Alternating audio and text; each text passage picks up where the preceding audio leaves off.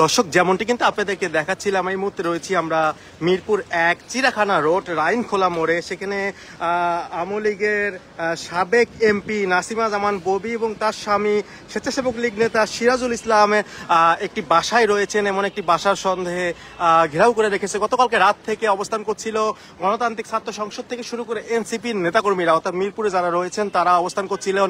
এবং কিছুক্ষণ আগে পুলিশের একটি টিম ঘটনাস্থলে আসেন এবং তারা উপরে অর্থাৎ নাসিমা জামান ববির যে বাসাটি রয়েছেন মিরপুর রাইনখোলা মোড় সেতু ভবন এলাকাতে, সেই বাসাটি কিন্তু সেখানে পুলিশের যে অবস্থান সেটি কিন্তু পুলিশ প্রবেশ করেছেন। এবং ইতিমধ্যে কিন্তু আমরা দেখতে পাচ্ছি যে শিক্ষার্থীরা অবস্থান করছেন, পাশাপাশি এনসিপি এবং এনসিপি যারা নেতাকর্মীরা রয়েছেন তারাও কিন্তু অবস্থান করছেন এই বাসার সামনে। তারাও গতকালকে রাত থেকে অবস্থান করছেন। তারা যেটি বলছেন যে এখানে আওয়ামী লীগের একাধিক নেতাকর্মীরা রয়েছেন, অর্থাৎ সাবেক এমপি সহ একাধিক নেতাকর্মীরা রয়েছেন।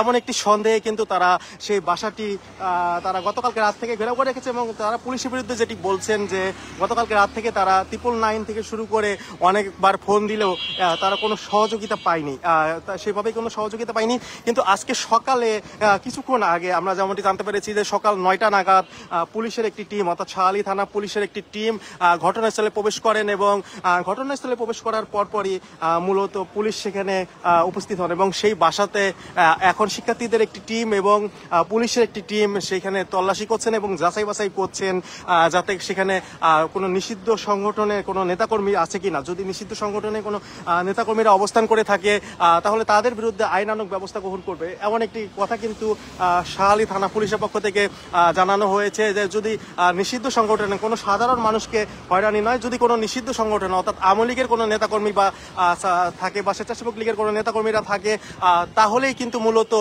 তাদেরকে আইনানুগ ব্যবস্থা গ্রহণ করা হবে। আমরা দেখতে পাচ্ছি ইতিমধ্যে পুলিশের পক্ষ থেকে অবস্থান নেওয়া হয়েছে, পাশাপাশি শিক্ষার্থীদের পক্ষ থেকে কিন্তু এই সেতু ভবনের সামনে অবস্থান গ্রহণ করা হচ্ছে যাতে করে কোনো প্রকার তারা এই বাসা থেকে অন্য কোথাও চলে যেতে না পারে। এবং উপরে কিন্তু কথা বলছেন শিক্ষার্থীরাও গিয়েছে, পাশাপাশি পুলিশের পক্ষ থেকেও কিন্তু সেখানে বোঝানো হচ্ছে যাওয়া হয়েছে যাতে করে সেখানে যাচাই বাছাই করা হয় এবং যাচাই বাছাই করার পরেই মূলত আইনানুগ যে ব্যবস্থাটি সেটি কিন্তু গ্রহণ করা হবে। যেমনটি কিন্তু আমরা এখন পর্যন্ত জানতে পেরেছি যে যদি কেউ থাকে তাহলে তার বিরুদ্ধে অবশ্যই আইনানুগ ব্যবস্থা গ্রহণ করা হবে। তারা যেটি বলছে যে নিষিদ্ধ সংগঠনে যদি কোনো নেতাকর্মীদের পায় অবশ্যই তাদের আইনানুগ ব্যবস্থা গ্রহণ করবে পুলিশ।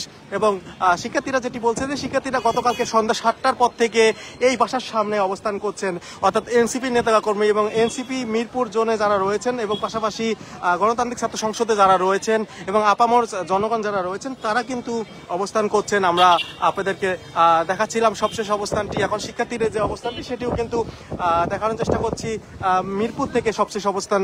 এবং পুলিশের একাধিক ইউনিট কিন্তু এখানে রয়েছেন এবং তারা যাচাই বাছাই করছেন যে আসলে কোনো কিছু শিক্ষার্থীরা যে অভিযোগটি করেছে যে এখানে নিষিদ্ধ ঘোষিত আওয়ামী লীগের নেতাকর্মীরা রয়েছেন এমন কোনো অভিযোগ ভিত্তিতে কিন্তু পুলিশ ঘটনাস্থলে এসেছেন এবং তারা কিন্তু দেখছেন যে উপরে কি হয়।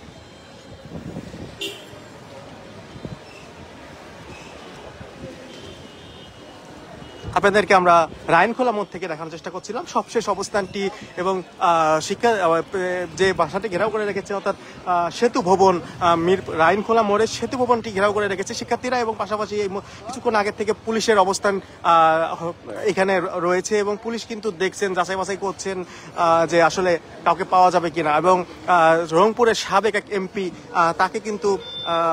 তাকে নিয়েই কিন্তু যত ঘটনা এবং তার কথাই কিন্তু শিক্ষার্থীরা বলছে যে তিনি এই যে ঘটনাস্থল এখানে কিন্তু আসেন। যে অভিযোগটি শিক্ষার্থীরা করছেন যার বিরুদ্ধে তিনি হচ্ছেন রংপুর আওয়ামী লীগের সাবেক এমপি নাসিমা জামান ববি এবং তার স্বামী জেলা স্বেচ্ছাসেবক লীগ নেতা সিরাজুল ইসলাম সহ আরও কিন্তু নেতাকর্মীরা এই দুজনের কথাই কিন্তু মূলত বলা হচ্ছে যে এই দুজনের অবস্থান এই বাসাতে রয়েছেন এবং যারা এলাকা থেকে পালিয়ে এসে ঢাকাতে আশ্রয় নিয়েছেন এবং বর্তমান ঢাকাতে তারা এই বাসা থেকে যত প্রকার মিছিল অর্থাৎ মিরপুরের ভিতরে যত মিছিল হচ্ছে সব কিন্তু তারা এই বাসায় বসে অনায়াসে করে যাচ্ছেন এবং টাকা পয়সা যত প্রকার খরচ করতে হয় শিক্ষার্থীরা যেটি বলছেন যে টাকা পয়সা যত খরচ করতে হয় এই বাসা থেকে বসে বসেই কিন্তু তারা খরচ করছেন।